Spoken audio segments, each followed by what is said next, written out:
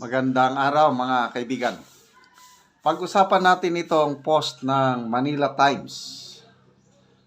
Tungkol po ito sa misa sa pag-alaala sa 92nd birthday celebration ng dating Pangulong Cory Aquino. Ito, Manila Times na post. Rally call. A rally for the impeachment of Vice President Sara Duterte is held alongside a mass for the 92nd birthday of former President Corazon Aquino in front of the Commission on Elections office in Manila on January 25, 2025. Okay? So, okay lang yon na i-celebrate o alalahanin ang birthday ng isang dating presidente. Okay lang yon yung sa ulog ng misa bilang Katoliko. Dapat lang na gawin yon. Kaya lang, ang pinagtataka ko, bakit isinabay pa ang rally, yung misa para sa namayapang dating presidente. Bakit doon pa isinabay rally, panawagan para ma-impeach si VP Sara Duterte? Di ba ang misa tinawag na Holy Mass, sagradong misa? So kung sagrado, di ba mas maganda na purely spiritual yung pag-usapan? Pwede rin purely memory lang ng yumao. I don't know. Anong masasabi nyo? Yung okay lang ba yon? Misa para sa namatay, ginawang pro-impeachment rally ni VP Inday Sara? Hindi kaya masyado na silang desperado? Desperado. Di ba may kantang Desperado? Ang dami na. Noong January 16, yan, may pro-impeachment rally. Kakonting nag-attend, yan, misa na naman at press conference. January 18, yan, pro-impeachment rally. Ganon din, nilangaw. Ito, January 25, sinabay na naman sa birthday ng dating Pangulo. Sa January 31, yan, may pro-impeachment rally na naman. Okay, ito, may naipost na video yung nag-attend. Nako, wala pang 100. Ipakita ko lang sa inyo. Kakaunti, nilangaw. Yan o.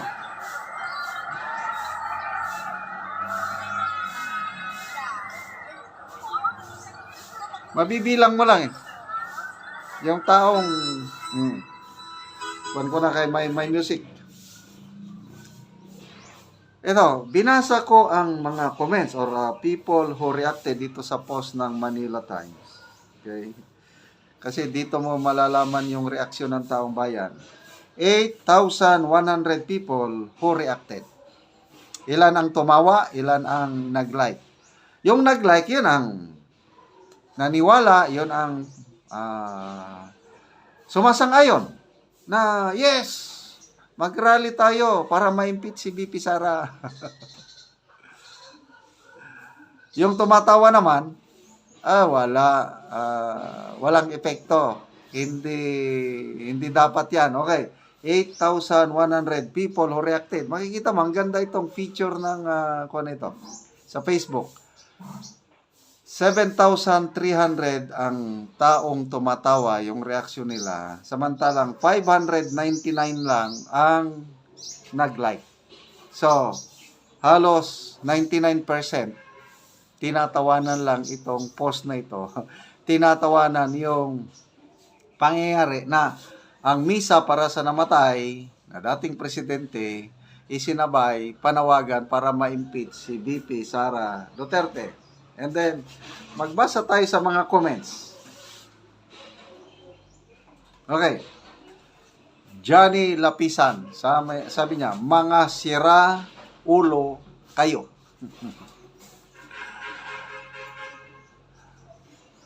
Julie Artoyo. Impit Sara, kaluslos, bayan ninyo. Puyo mo oy. Puyo, yung stand still o tumahimik pag puyo. Vincent Tumabini. Sabi niya, nakakatawa naman sila. Kaya nga tumatawa yung mga emoji. Laura Saldivar, it's election time. Magrem, sabi niya, hoy, ang dami, humigit kumulang, mga kulang-kulang. Litin ko, kitang-kita sa video, wala pang 100. Edna Ortega Colpa, hindi mahulugan kalabaw sa dami. Pinagtatawanan. Jem Diaw, sabi niya, what kind of God do you have? A mass and a political call for a rally? Nagmas para mag-rally? Yun na nga yung sinasabi ko na sa Roman Catholic, ang misa is Holy Mass, sagradong misa. Kasi sineselebrate mo yung death and resurrection ng Panginoong Hesus. Di ba yun ang misa? Sinabay pa naman panawagan para ma-impeach si VP Sara Duterte. Hindi ba sign of ano na yon? Sign of desperation. Gusto kasi nilang tapatan yung rally ng Iglesia ni Cristo na nationwide sobra 2 million. Baka 3 million pa ngayon.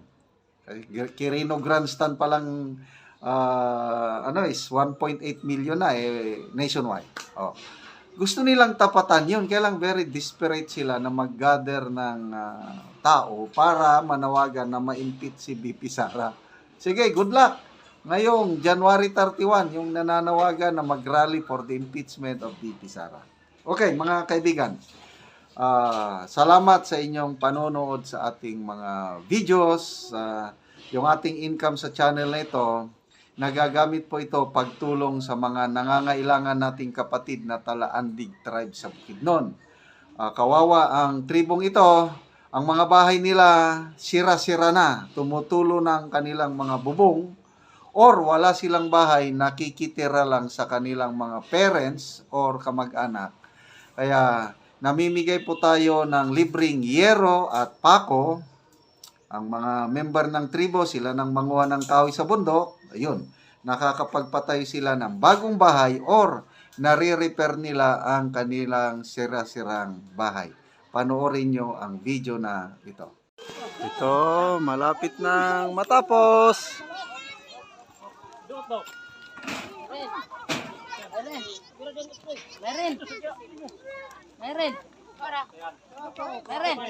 Meron. Oy.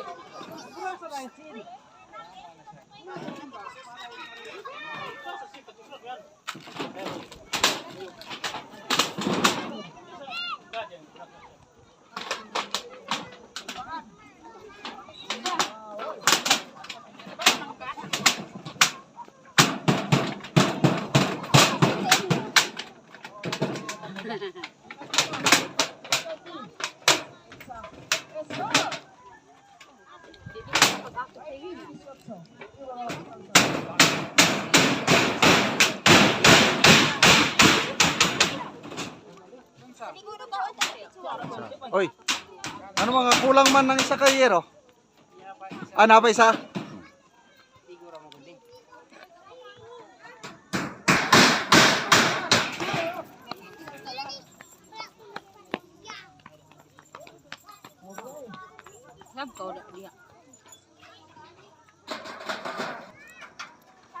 Oh, yan na, kompleto na. Ha. Yan na pa nga isipan nito bubong. Linsit lang kulang. Oh, plinsit na lang kulang. Kaya pwede na mong mag-salog. Mardo, wala makatupong. Taktoon. Ha?